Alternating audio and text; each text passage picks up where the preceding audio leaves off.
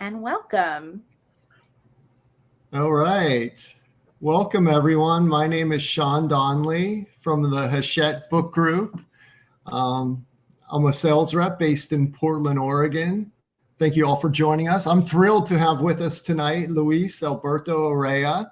He is the author of 18 critically acclaimed books, including some of my favorites like The Devil's Highway, which was a finalist for the Pulitzer Prize, The House of Broken Angels, which was a finalist for the National Books Critics Circle Award. It was also a Everybody Reads book in Seattle last year. And tonight he's going to be talking about his new novel, Goodnight Irene, which is coming out on May 30th. So Luis, welcome. Thank you so much for being here tonight. Hi, Sean. I'm ready to go, man. Let's talk. Good. There's a lot to talk about. People are really excited about your book. So let's dig right in. I have some questions for you. And if anyone has questions and they could put them in the chat or in the Q&A and we'll try to get to them later. So first up, hey, Luis, so, up until this point in your career, your work has focused primarily on the Mexican-American side of your family.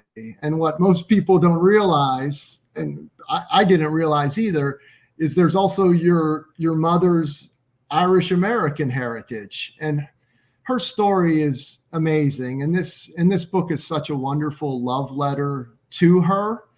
Can you start off tonight by talking about your mother's life and how it served as an inspiration for Goodnight Irene? Sure. It comes in handy lately on tour because I always introduce myself in Spanish. I say, Buenas tardes, Tijuana in the house. And they're like, wow, that guy doesn't look Mexican. And then I tell them, my mom was the only American in my entire family. Can you tell? Cheap laugh line. But yeah, she was the American, and she was from New York, from Richmond Village on Staten Island, up in the revolutionary old buildings in the woods, and Manhattan.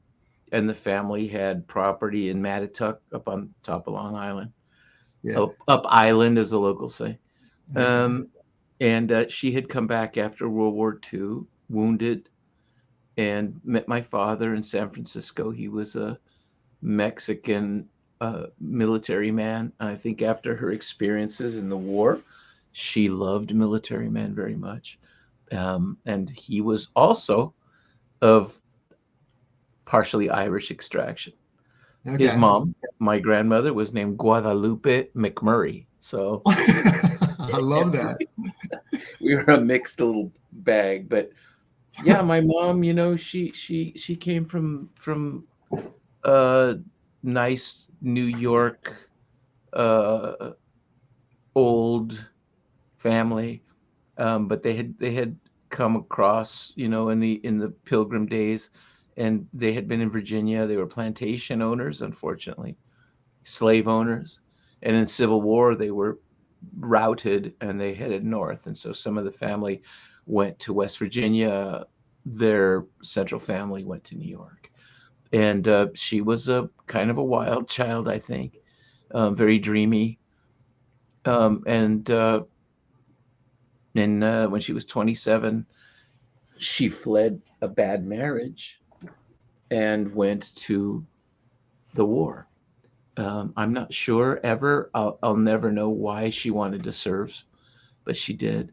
And, she got there and it was more than she'd bargained for. They started by going to Washington, D.C., where they trained for a very short time, trained in really weird things. Some of it's in the book. Of course, they were trained to wear a gas mask, which meant running through a Quonset hut full of gas, which was not pleasant for her. They were trained in shooting the pistol in case they'd need a pistol. She wasn't good at that. And they had to learn how to make coffee and donuts because that was their job, to drive into combat in a 2.5-ton truck under fire and make donuts so the boys would feel happy. Right. And so that's a wild thing. They also had to learn how to drive the truck. And they ended up going from New York back up to Brooklyn, boarding a ship joined an armada, sailed across the Atlantic, dodging U-boats. They got to Liverpool, did their first service in Liverpool, took a train to London. The train was bombed. She got to London, and then they went out to Cambridgeshire, um, in the east northeast, to Yeah. a B-17 base called Glatton near Uh-huh. Conington. Yeah. And then they went across the channel and landed on Utah Beach, Omaha Beach, and followed Patton all over Europe, them in their truck with a donut. I always say my mother was a war hero who, fought the war with a donut, not a gun. Uh, I and like it. they went to the liberation of Paris. They were trapped in the siege of Bastogne. They were caught in the Battle of the Bulge when the Germans broke through. They got a citation from the U.S. government later for being the most forward women in combat during the Right. Battle of the Bulge. And then they followed Patton's army into Germany and they liberated Buchenwald. Wow. It's Wow. crazy. And Wow. you're a What a kid and story. you think, mom, you don't Yeah. know that your mom is an epic character. And all moms are, I've learned. So every time I talk about her, I tell people, remember, your mother was a hero. Whatever she lived, you got to pay attention. So Yeah. Why did you decide to? I mean, it's such an amazing life. I mean, you could have written this as nonfiction. Why did you choose to write it as a novel? oh wow. Sometimes I think fiction is truer than nonfiction Right. if you're doing it right. I mean, and my mother, you've got to understand, my mother was a super reader and loved big, burly historical novels, and I think escaped into them. And I think for me, the novel is for me because it's difficult. It's the highest art I can do. Not that it's great art, but that it's you want to compose a symphony for your mom's memory, right? Right. And so I wanted to do that for her. And you'll see this in some of the interviews, but it's true that the outcome of the war left her damaged physically and mentally, I think, and spiritually. And there was no respite for her. There was no salvation for her. So I wanted to write a happier ending for my mom. Right. Right. Did you, when she was alive, did you talk to her about her time at all in the war? Yeah, I've mentioned this in some of there's all these pieces coming out. I have to be careful because I'm afraid I'm going to write the same piece over and over because there's so many, little essays or articles people want. But Yeah. she had nightmares. She had she had PTSD and nobody even knew what it was. And they Right. didn't believe they could have it because battle fatigue, combat shock, that was for the boys. They were just there. Yeah. They saw all the horror. They were bombed and shot at, all that, but they thought they were just there to make the donuts, and it was much more than that. So she had nightmares almost every night, Right. and you couldn't touch her. You couldn't wake her up, or she would jump out the window. I mean, you couldn't. And part of her problem was after Buchenwald. What I didn't tell you is she was almost killed after Buchenwald. That they she was in a terrible Jeep accident off the side of a cliff in the Alps, and she was basically disemboweled and almost lost her legs. It was a horrible experience. So all that stuff, was in play, and she didn't want to talk about it, but there's always some Pandora's box in a story, and my mom's was her army locker. She had a foot locker. Hmm. I still have it. And dear boy, don't ever look in mama's locker. I was like, no, ma, I won't. I still had a Tijuana accent back then. And I was like, no, ma, I'm not going to look in your. No, why would I look in your locker, ma? As soon as she went to work. And it had a lot of her army stuff, but it had photographs from Buchenwald. That's Right. what she didn't want me to see. And you know that you think, wait, my mom's got pictures of dead, naked people all over the ground. I mean, I was in grade school, probably Yeah. fourth grade, maybe. Yeah, you know, and she Wow. knew. Moms always know, you know. She came home from work and she was like, "You were in my Foot Locker." No. She I knew. said, "Okay, yeah, I was." And so she had to explain that. And once she explained that, it sort of opened the door so that we spoke about it, not in detail, but it came up, I think, because she couldn't contain it. You know, she wanted to tell somebody. Right. And she told me a lot of the things that are in the novel, of her own experience. And she left behind journals and notes and lots of photographs. And then, you know, the character of Dorothy in the novel who drives the truck was actually my mother's, in real life, her best friend, Jill. Yeah.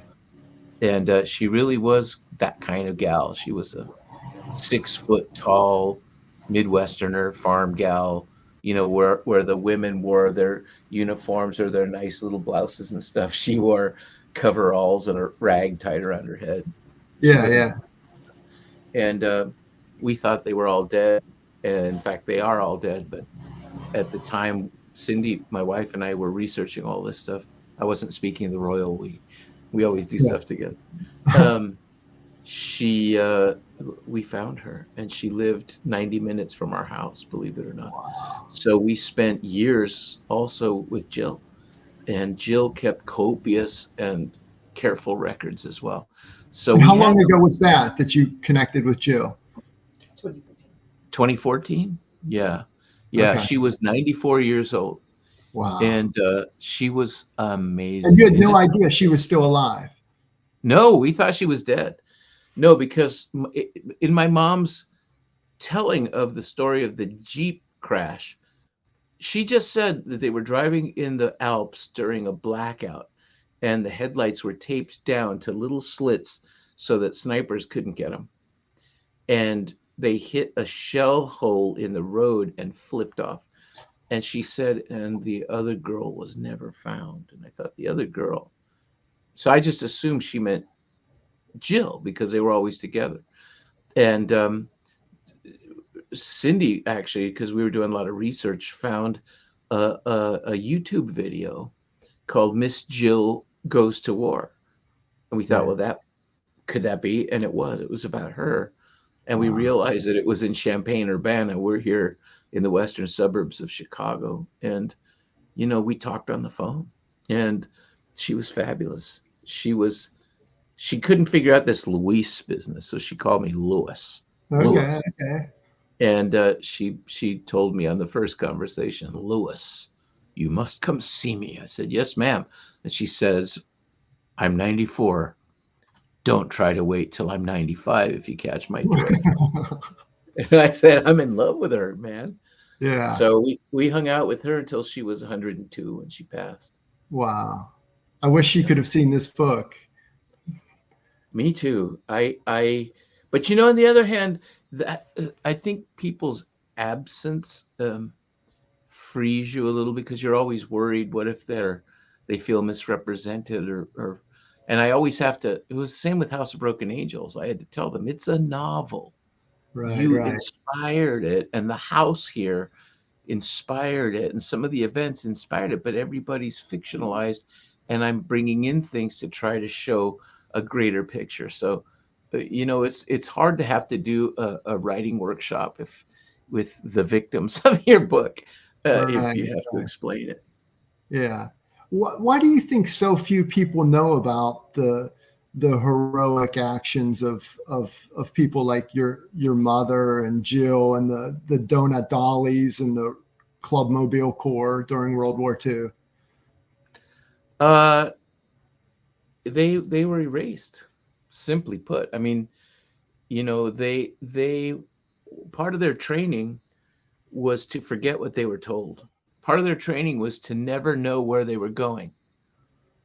And so they didn't have a clear picture at the end of the thing what happened.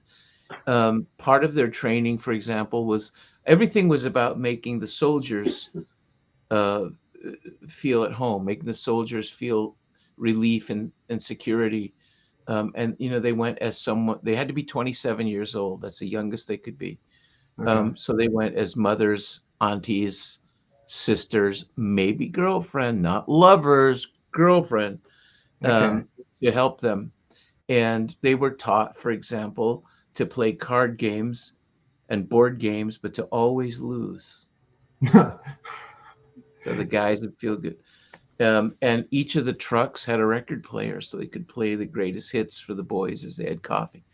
Right. Um, so that was part of it. And they came home and there was nothing in place for them.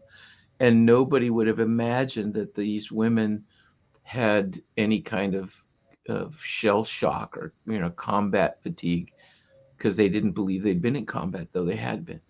Right. Um, and they formed little societies where they would keep in touch with each other, and they had some reunions. The last one that Jill saw my mom at was in 1954.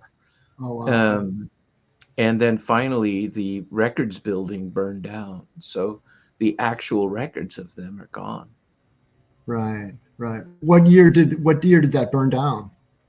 71, I think it was in the Okay. 70s, early 70s. Yeah. Yeah. The character Irene was based upon your mother, Phyllis, and then the character Dorothy was based upon Jill. Yeah. Yet also in the book, there were characters named Phyllis and Jill, which gave the book a real fun meta feel to that it. was totally Why did meta. you choose to include them? That was really unique. Because I wanted it to be clear this isn't the book about Phyllis, it's a book about Irene.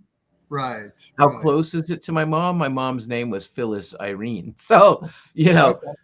she's a doppelganger to my mom, or my mom's her doppelganger. But Okay. yeah, I just thought, I wanted to honor the real women who'd been there, and those two clearly are my touchstones. And if you knew Jill, you'd know how amazing she was and how cool her duty is. I mean, there's a story in the book to show you how wild she was. They're in Bastogne, under siege. Uh-huh. Germans are about to break through. She has a toothache. There's nobody there to help her. So she goes out on the highway and thumbs a ride with soldiers all the way to Paris to get her tooth pulled. And It's when a it's long way to pulled, she go. parties with them for a couple of days and then hitchhikes back to combat. I was like, what? Wow. What? Wow. What? I love it. I love it. That's cool. Insouciance. I know. Can you tell us a little bit about Hans, who was the romantic love interest in the book, who just happens to be from Oregon, by the way? Was he based on a real life character? Mm, you'll appreciate this. Everybody likes a little touch of scandal, but Huh. yeah. So Jill had really well tended scrapbooks. Okay.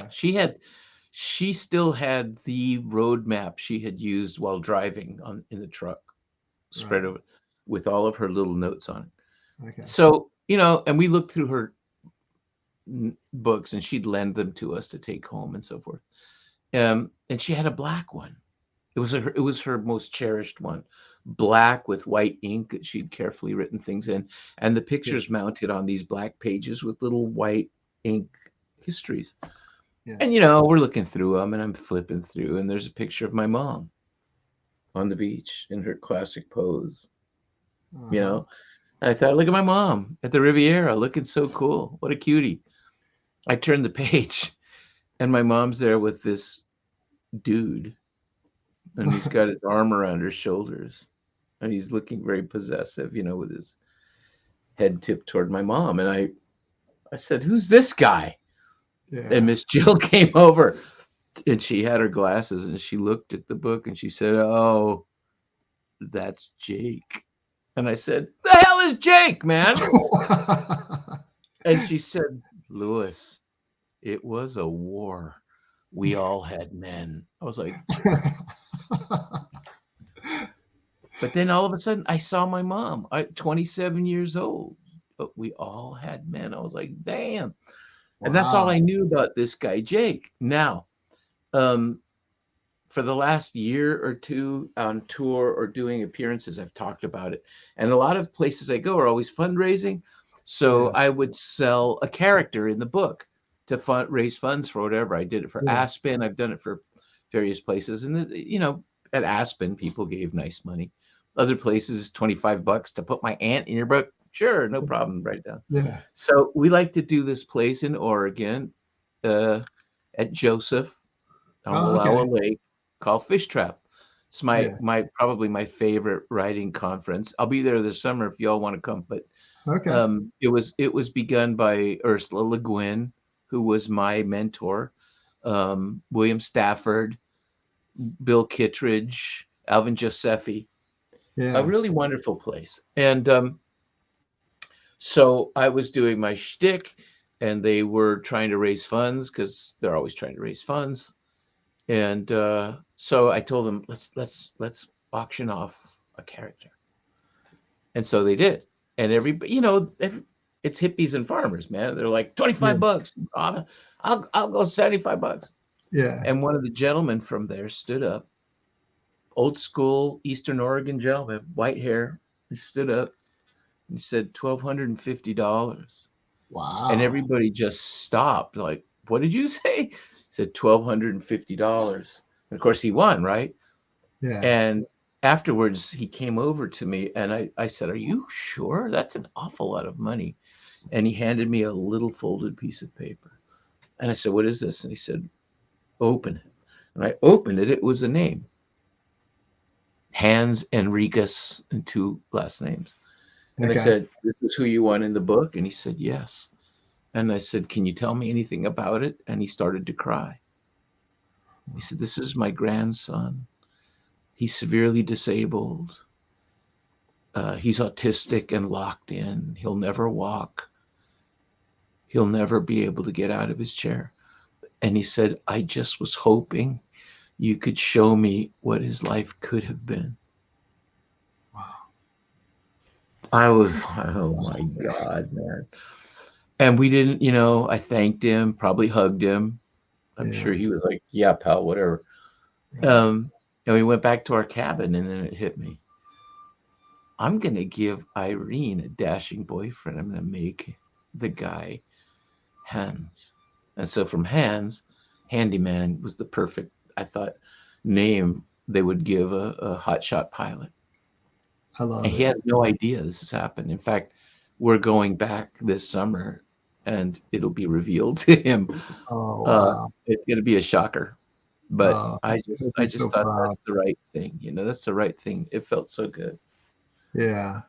Hearing about your mother and that picture of her with her boyfriend at the beach, Jake.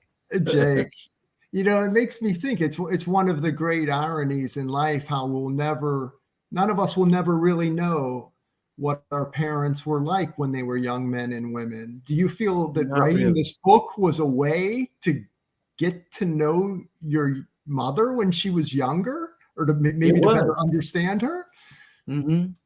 It was. But it was really funny that once I knew the story as completely as I could possibly know it, um, it moved me because my mom, in some ways, for all of her troubles and all of her sorrows and so forth, being married to my dad wasn't a laugh riot, for example, Yeah. and it ended in shambles. But uh, my mom still was a donut dolly. I didn't know it. Still a clubmobile lady.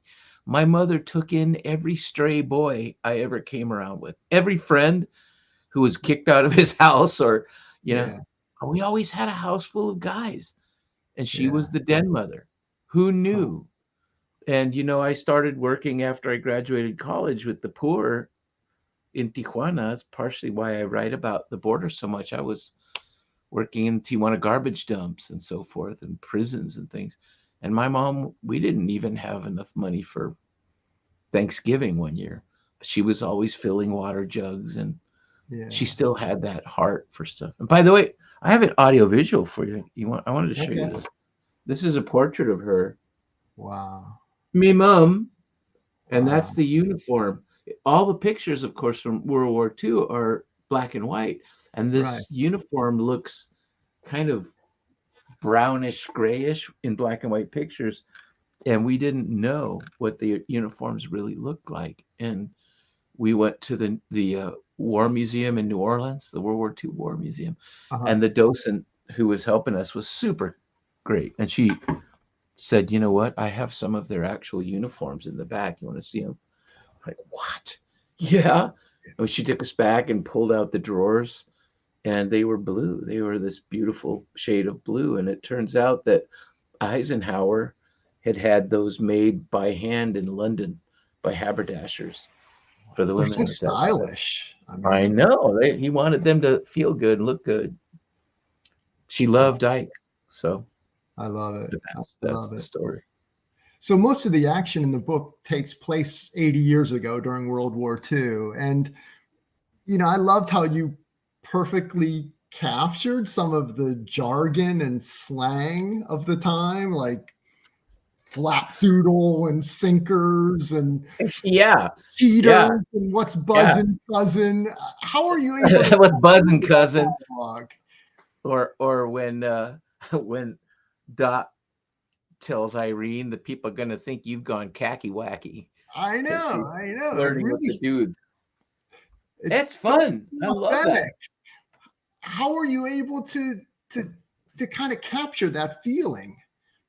Uh I gee, I'd like to say, make some pretentious thing about, literary genius, but uh there's a dictionary called FUBAR, Uh-huh. and it's a dictionary of military slang. And some of it is, old World War II era stuff. And it was just fascinating to me to Yeah, find it. And some's pretty rude, sleeping bags are a fart sack. Yeah, yeah, that's yeah, guy talk. yeah, And the donuts are called sinkers, and yeah, so the guys never asked for a donut. Hey, how about a sinker, sweetheart?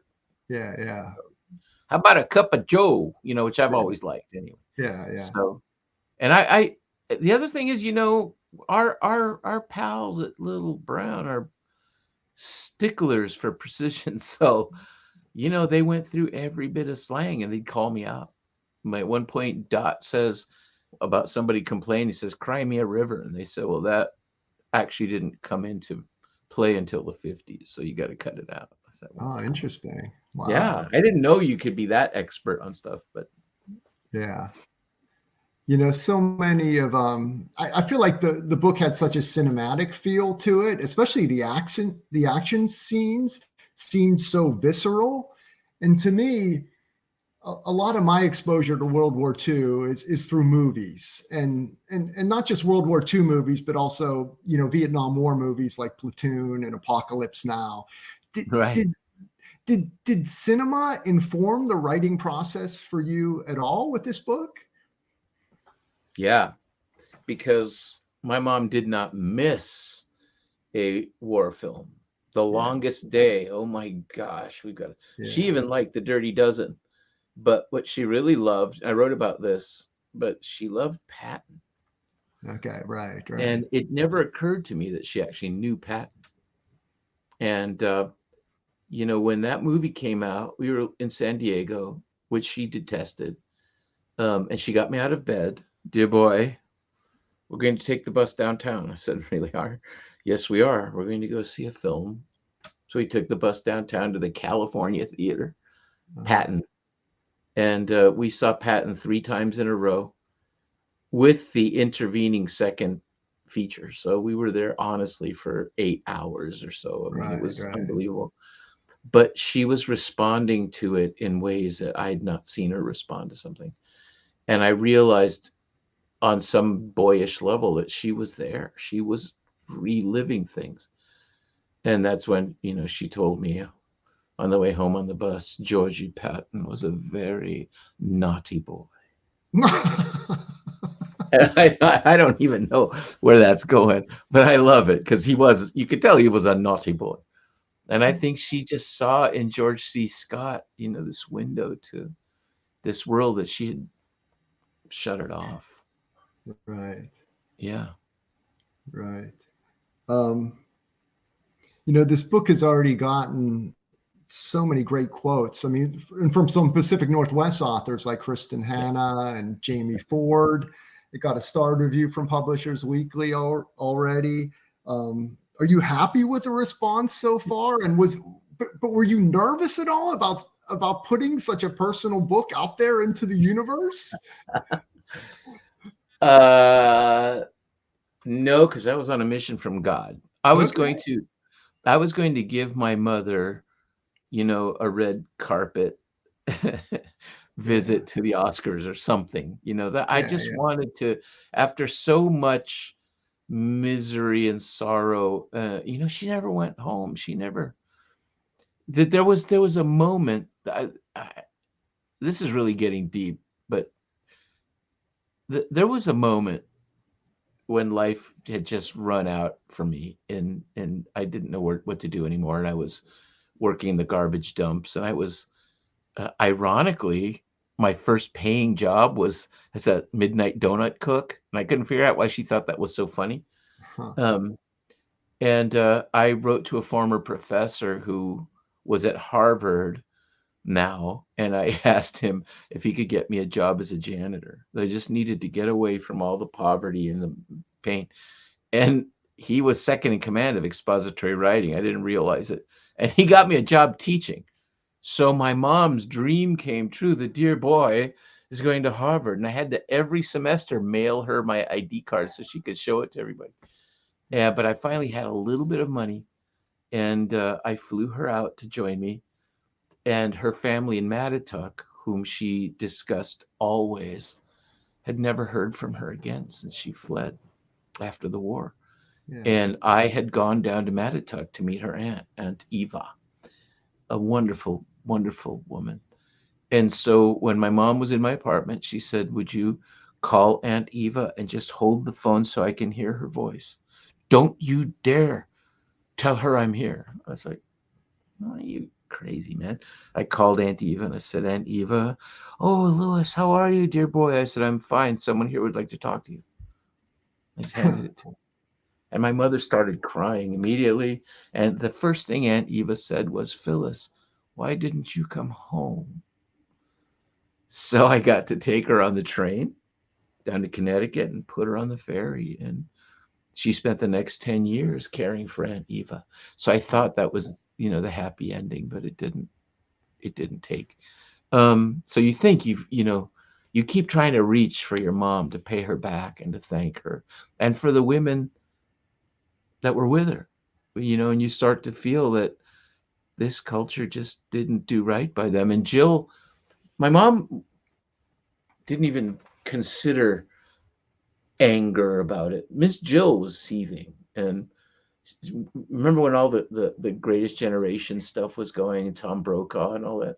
She Yeah. wrote him a scathing letter and said, "We were right there," and his secretary wrote back and basically said, "That's very interesting, and we'll look into it if we have time." So she always said, "I don't like that one with the hair." I said, "Yeah, Meaning okay." Tom Brokaw. Yeah.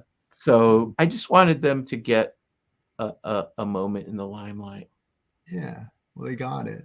What would she have thought about the book, your mom? I don't know. I ask myself that a lot. But again, it's about Irene. In some ways, Irene in a truck that didn't exist. I named it the Rapid City. There was no such truck. I've got the names of all of the trucks, the real Yeah. trucks. My mom and Jill were in a truck called the Cheyenne.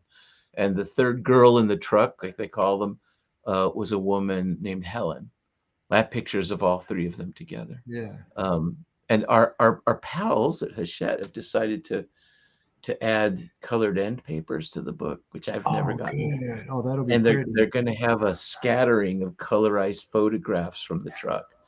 Some of them are just amazing pictures of Oh, them great. together. Yeah, there's a great picture through the serving window of the troops lined up for their coffee. It's really cool. I Just love give it. it some veracity. But that I think it gives you a little psychological space that I'm not betraying my mom. She's inspiring this story. Right. And she was very sophisticated in her reading tastes. Yeah. Her favorite author was Hemingway, followed by Fitzgerald, followed by Steinbeck. And I thought, I'm pretty much in a good company here. She understand, I think, if she were here. And I stole the opening from Hemingway. He Yeah. starts Paris as a movable feast with the word then. Then, that's how I started the book. That's why it starts Right. with then this happened. So that Right. somewhere my mom's spirit will say, oh, it's Papa Hemingway. Yeah. It's funny that you should mention, because in some ways I felt that the donut dollies were a movable feast. They were traveling around Europe. Oh, well, I'm Handing out. stealing that, brother. Take I'm going to it. take credit for that one. Next Take book it. stop, I'll be saying, yeah, the donut dollies were a movable feast, weren't they? Yeah. That's good. I didn't think about that, but it's true. I mean, they were rolling home. They would just bring home with them. And every event in the outline of events actually happens in the book. I saw one review where the person said, well, there must have been thousands of these women, and this book tries to jam all these experiences in. It's a little forced, but she still liked it.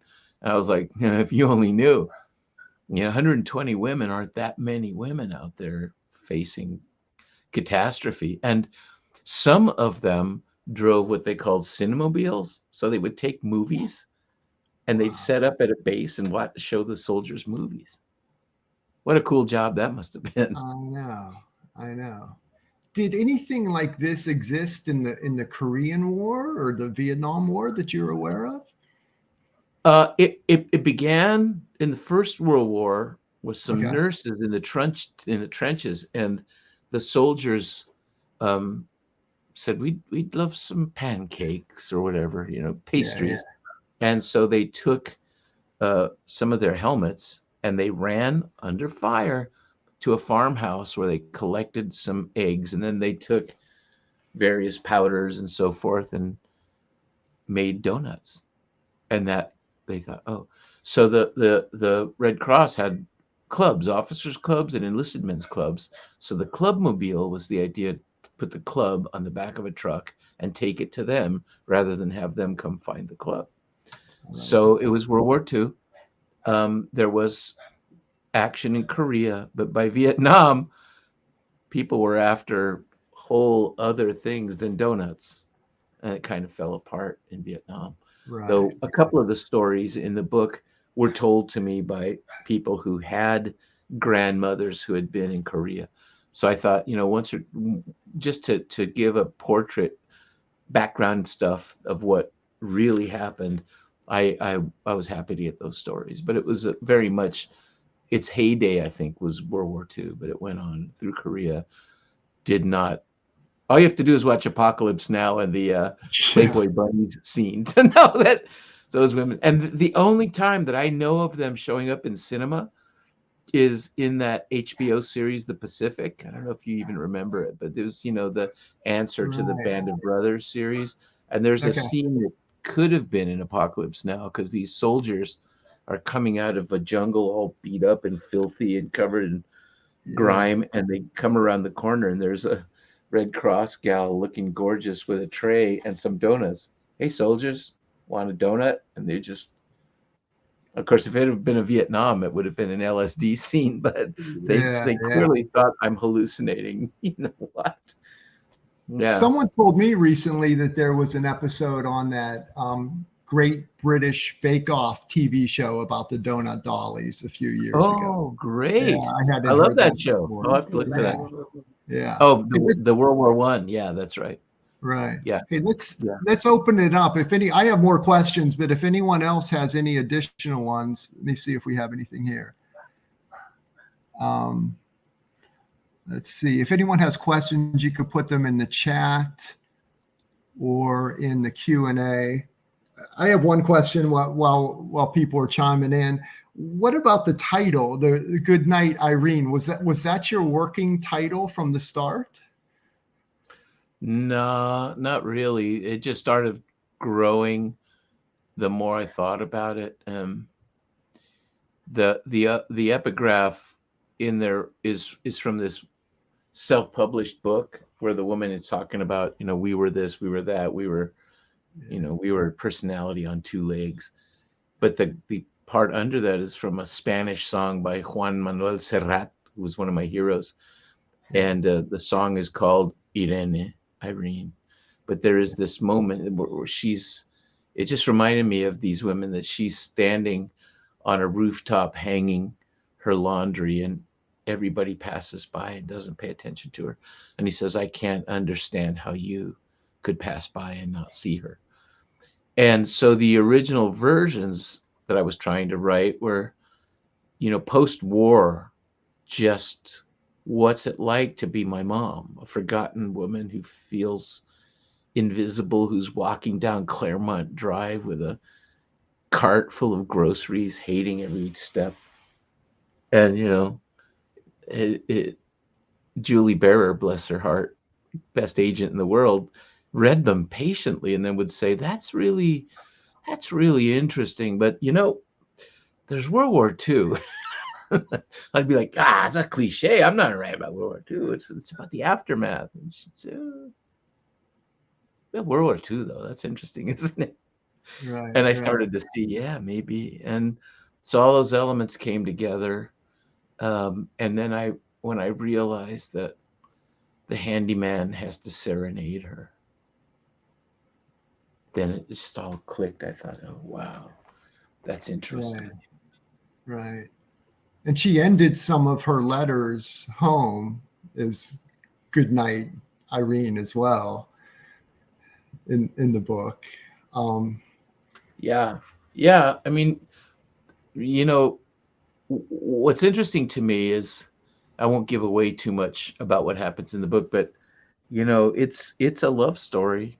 It's kind of two love stories. Something really beautiful happens, I think, between her and Hans, but it's truly a love story between Irene and Dot.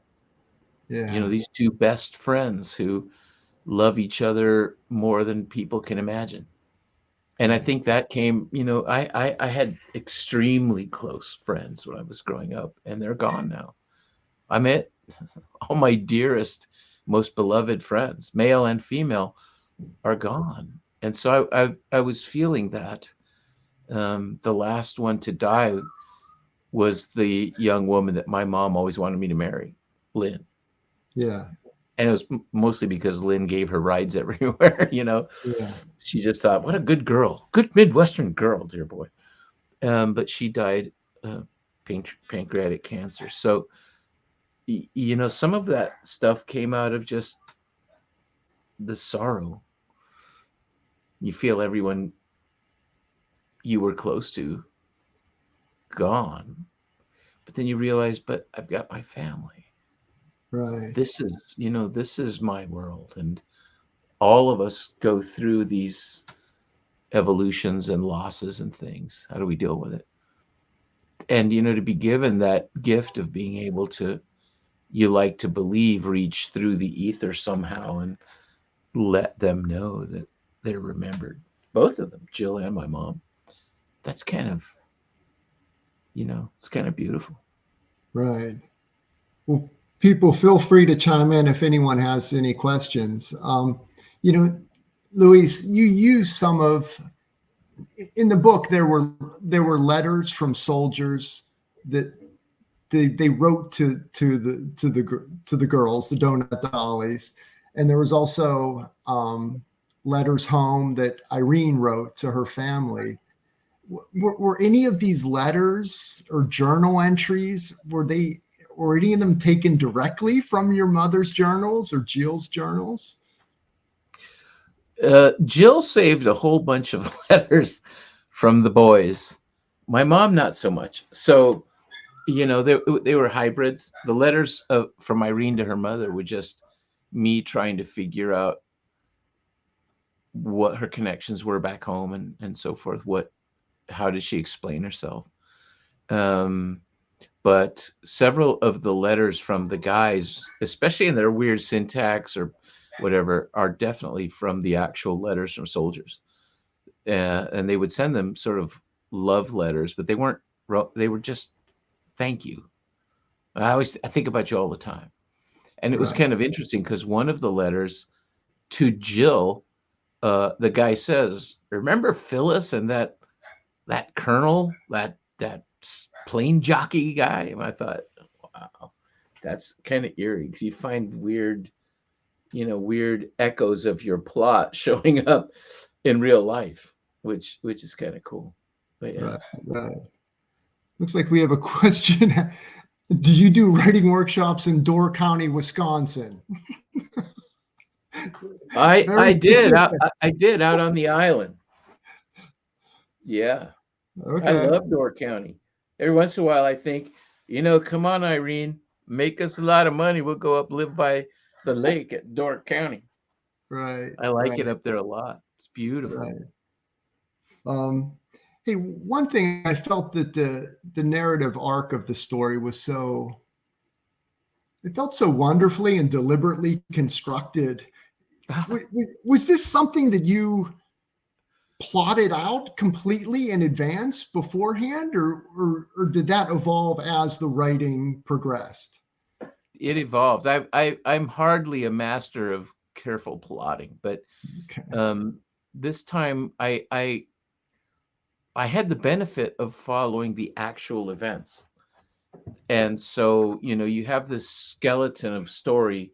You're going to follow exactly what happened to them, and then exaggerate some things, embroider things, imagine things, but you have the highway to drive. Do you know what I mean? It was Yeah. like Yeah. it was like driving through Germany and you have the Autobahn. Just go 200 miles an hour and get there. And so that was ultimately a gift to me because I knew at every stop on the way there was an astonishing piece of story, and that real life culminated in such drama and melodrama. And then there was, completely imagined stuff after that because Right. I wanted to make everything feel tidy as I could because Right. I'm not necessarily a tidy writer. Um, Okay. and a lot of those experiences for us on the road were just incredible, man. They were, to walk into Buchenwald and stand on the spot where my mother took pictures of the corpses So was amazing. emotional.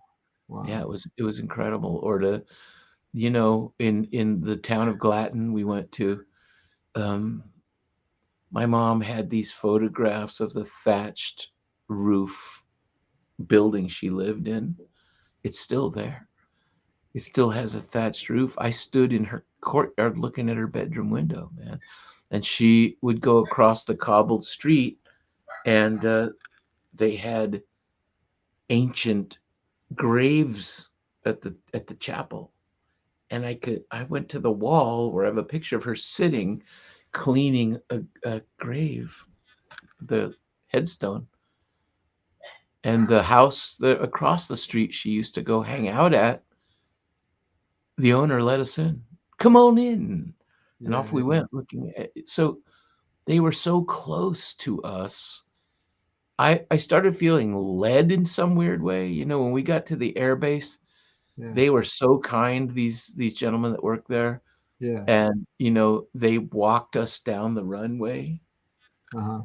It's the same runway. It's not changed. And the guy he's walking with me, his name was Jeff, British Jeff, Geoff. And Yeah. we're walking down, and he says to me, I can still hear the bombers taking off here. I said, oh, wow. And we stopped on the runway, and he walks off the runway into the grass. He Yeah. starts digging around, and he Yeah. picks up a chunk of tarmac. I have it upstairs, Yeah. triangular chunk of tarmac. Yeah. And he hands it to me, and he says, you'd better take this. Your mom might have stood on it. I love it. I love Man, come on. I love it. It was It's meant to be. beautiful. It was It was meant to be. beautiful. It was Look, beautiful. looks like we got a question here from one of my colleagues. Almost every character almost every character the girls meet on the front lines are young people. Was this a conscious decision to write about the war demanding the most from young people? It's a good question. Yeah, because the guys they attended to were kids. They were kids, you know, they weren't very old. Though there are officers in it and there are some older folks in it, and there's certainly townspeople are not kids. Right. You know, it costs it cost everybody. You know, the character of Garcia, Zoot, most people won't know him till they meet him. Yeah. You know, he to me is a weirdly timeless character. I see him as an ancient soul who's been through a whole lot. It's interesting now because they're doing the audiobook, and I didn't want to, you know, I've done my own audiobooks a couple of times, but I didn't want to do this. I thought it'd be a little weird for me to try to act out all the women. So it's an actress, a New York actress doing it. But they contacted us today and said, how should I play that? What should I do with that? I told them, well, watch Zoot Suit with Eddie Olmos and listen to how he speaks. It's performative Spanish and Spanglish, and there's a certain vibe the Zoot Suiter had that he has, and then there's the other vibe when he's not putting on the show. You got to get those two. It was really cool, and they were like, "Oh, this is great! Didn't know." So yeah, those they were, a lot of those folks were young. They were kids, you know, and you know, Irene is called on to do stuff that is beyond her because that's why she's 27. She had to be a little older than them, like a big sister to many of them. For example, I won't also do spoilers, but the Christmas Eve scene in Bastogne, that really happened that way, and I didn't know it. That book I mentioned to you that a woman self-published, she was in a rest home, and she had hunted down these women, and she has all of their addresses in the back, all long gone, which is just touching to me. But it's full of pictures. There's pictures of my mom all over the book, pictures of my mom handing out mail, looking all gorgeous. I was like, look at my mom. But her story of Christmas Eve in the Siege of Bastogne is in there. I had never known that story, though I knew she could not hear "O Holy Night" without bursting into tears my entire life. She almost feared that hymn, but she loved it, that Christmas carol. Now I know why. So it's in the book. Right. Well, we should probably, we just got one more question. One last question, and then we'll wrap it up. Are you someone who sets specific time aside each day to write, or do you write as impulses come to you? Last question. I get around this with my students by saying, you know, when you're a writer, everything is writing. But no, I'm impulsive, or I also try to get out of it. I try to shirk it because it's not always that much fun. So I get up, have some breakfast, talk to Cindy. Oh, let's see what's on MSNBC. Oh, wait a minute. I missed Deadliest Catch last night. I'll do anything to not do it. But once I start doing it, I go for hours. And I know it's been a good writing day when it's physically very difficult to get out of the chair. I'm all hunched up. Yeah. And I listen to a lot of music while I write too. Right. Well, I feel like we could talk about this book for hours, but we should probably wrap it up. Okay. Good night, Irene. So, but before we finish, I want to thank the PNBA and Little Brown for sponsoring this event tonight. I want to thank everyone for coming. If you want, there's digital reading copies available to download right now in Edelweiss. If you read this book and you love it, and I know you will, please nominate it for Indie Next. The Indie Next nominations are due by March 27th.